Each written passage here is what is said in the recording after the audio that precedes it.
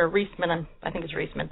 I'm not sure how to pronounce her name, but she's great. She's the one, everybody, if you don't know who Dr. Judith Reisman is, she's the one who uncovered and did tons and tons and tons and tons of research about Alfred Kinsey, which basically is all has been all debunked about Kinsey. Kinsey was the one that said that that homosexuality was 10% of the population.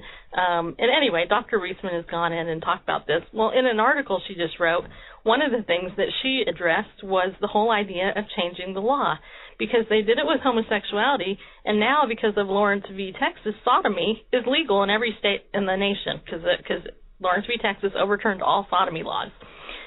So it's no longer illegal to commit sodomy, right? Because that law has been overturned, whereas before that used to be seen as a deviant behavior, which I think it still is, with the homosexual thing, because that was removed from the DSM. And so you're right, Bob, if they remove pedophilia and then they won't have that defense anymore, then what's next? I mean, where do they draw the line with how young can an adult who is, quote, minor attracted to a child, how young does that go?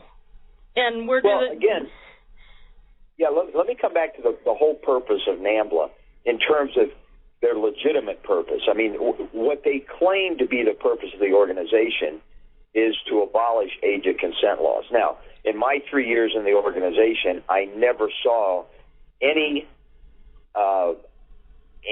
type of effort to write articles, to letters to the editor, to write letters to their congressman, to seek an abolition of the age of consent laws. But on paper, anyway, their purpose is not to advocate sex with little boys. It's to abolish age of consent laws.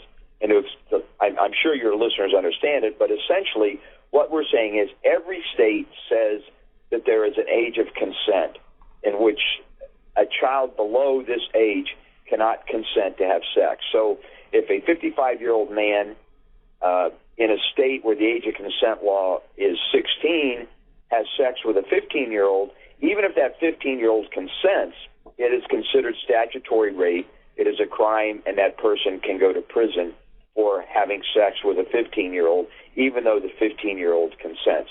Now, what NAMBLA wants to do is do away with all age of consent laws. In other words, as long as both parties consent, it's not a violation of the law. So if an 8-year-old says, yes, I want to have sex with a 50-year-old or a 25-year-old, then it's not statutory rape. So that's what they're trying to do. There would still be, I think even these people, this group of psychiatrists and mental health professionals have to agree that forcible rape, non-consensual sex, has to be a violation. But I think at least what NAMBLA is trying to do, and I think what would be the next step in this effort is to then do away with the statutory rape laws, and you would treat each case on a case-by-case basis as to whether both parties consented.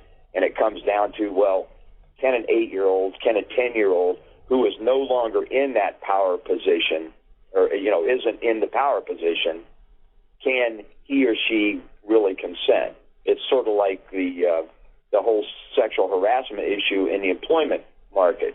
When the boss is telling the worker, takes advantage of that power position, and the worker is afraid not to go along with the boss for fear of being fired, then we have that issue. So, can an 8-year-old, can a 10-year-old, can a 12 or a 14-year-old really consent when that person is in the is not in in a power position where it's an adult is saying this? We want our children to respect adults. We want our children to understand authority. But when people in authority are taking advantage of them, then those, to me, are the people that really need to be punished. Even even when if you don't consider the power play position, I mean, I think when I was a 15-year-old, a 16-year-old, and certainly listeners remember that, my worldview was not accurate. The decisions I made were not always that good.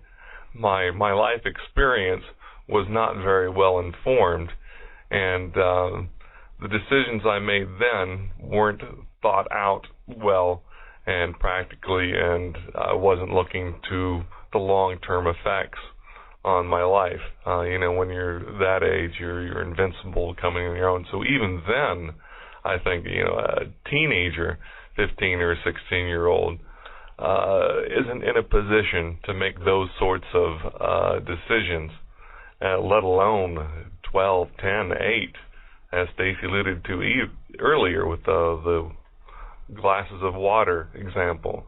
At that stage of development, we're certainly not ready to make life-altering decisions, especially like sexual relationships. Well, not only that, but if at some point, a child does consent, well, then we may as well just throw out the whole field of developmental psychology, which I actually have my bachelor's in.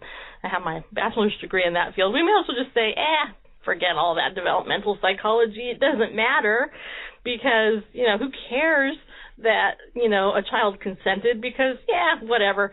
It doesn't matter. This is why it bothers me with the homosexual agenda, with them going in, and there's a huge parallel here because, as I've told my loving audience before, it bothers me that they promote homosexuality in the minor grades. I mean, it bothers me all around, but it really bothers me in kindergarten through 6th grade, because during this stage of development for a child of that age, it's normal for a kid to like somebody of the same gender. I mean, hello, I had a best girlfriend, and I really loved her when I was, in 2nd grade. She was my BFF. And the way they treat homosexuality now in that age group, it's tricking kids into thinking that they're gay when in reality they're not. That's the normal progression of development. You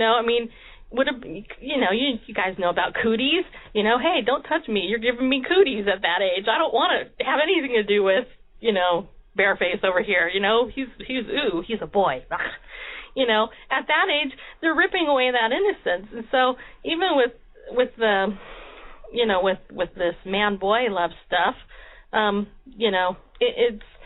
it's just so deviant. And Bob, I want you to address the issue of secrecy, because this Before You Act group, what they're trying to present, and they're, if you don't know anything about the agenda and you read this website and you're kind of thinking, this kind of makes sort of sense. But one of the things on here, they basically say is they don't want the pedophile to have, they don't want to have the stigma because they are a pedophile. They basically want to come out of the closet, more or less.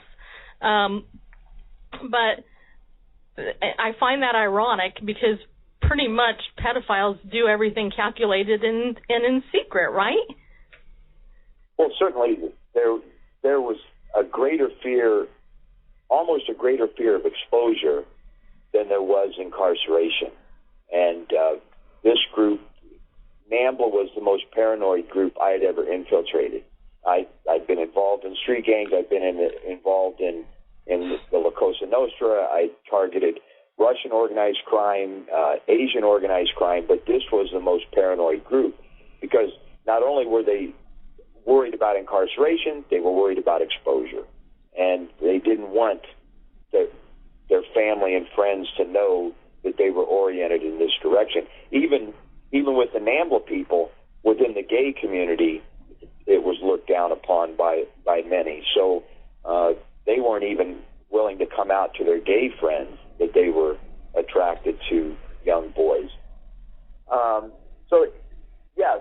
The secrecy is important to them, and of course they want to maintain the secrecy of their relationships with the children as well. So, and we all know that. And we also know that generally speaking, pedophiles don't seek mental health care. I mean, this group is, like, again, trying to say, well, really, we're just trying to reach out to the pedophile. And don't get me wrong, look, if somebody who is a pedophile wants help, really seriously they want help, and I've heard of people, and I know of people who used to do that and no longer do it, okay? But they still can go to any therapist, or they can find somebody who specializes in working with pedophiles.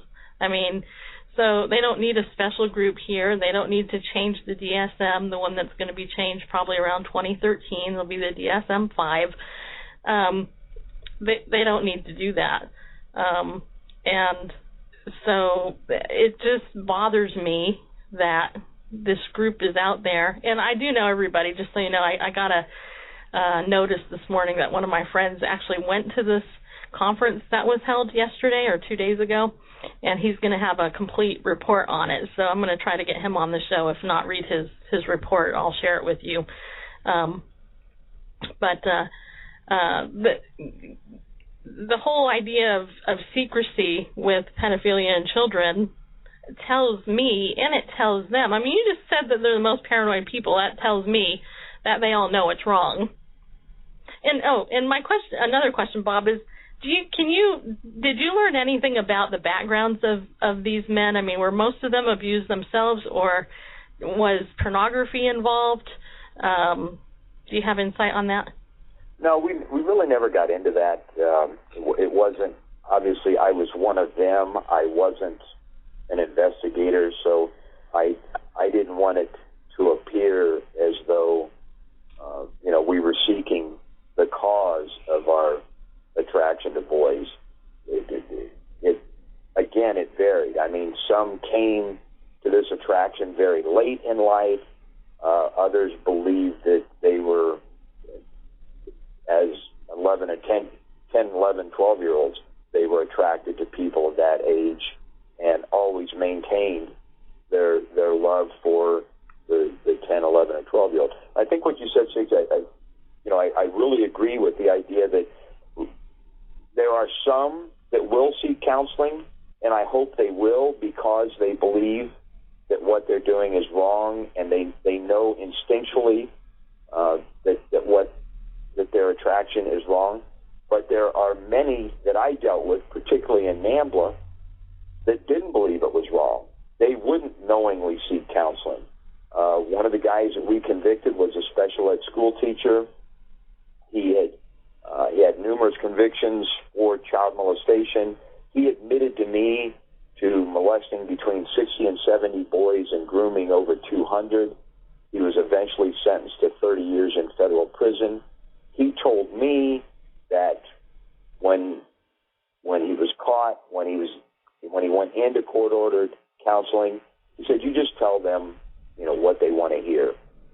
We can't be cured. We don't want to be cured. And you just tell the psychiatrist what they want to hear." I mean, that was his counseling to me, if in fact I ever got caught. Again, he didn't believe that he was doing anything wrong. Now, he knew it was prohibited. He knew that his actions were illegal, but he didn't believe morally he was doing anything wrong, and that's the way most of these men, at least the ones that I dealt with in NAMBLA, that's the way they believe. And there is a diagnosis called sociopathic disorder, which I think would fit that category pretty easy. Usually that's somebody who doesn't have a conscience, who doesn't think that what they're doing is wrong, when clearly to the rest of society it is wrong. Can you give us some insight as to how if somebody's listening and they're worried or they are curious about how they target kids? Do you have any insight on how they do that? Well, certainly. I mean, Willie Sutton, when they asked him why rob banks, he said because that's where the money is. I mean, a person who is attracted to children is going to be in those places where children are. I mean, you have school teachers, coaches, Sunday school teachers, daycare workers. I mean, they want to be around children because that's their attraction. The men that I dealt with in NAMBLA, many were highly educated professionals. They were highly functioning individuals in society. I think that we all kind of think, oh, well, we can pick out the pedophile or the child molester because he hangs out at the public restroom with a trench coat and flashes somebody. That's not the type of people that I dealt with. I mean, many were extremely normal looking. I mean, there were a few that looked like, Central Casting send me a pervert, but many of the men that I dealt with functioned quite well in society as professionals. Of the 8 that we took down, we had a psychiatrist,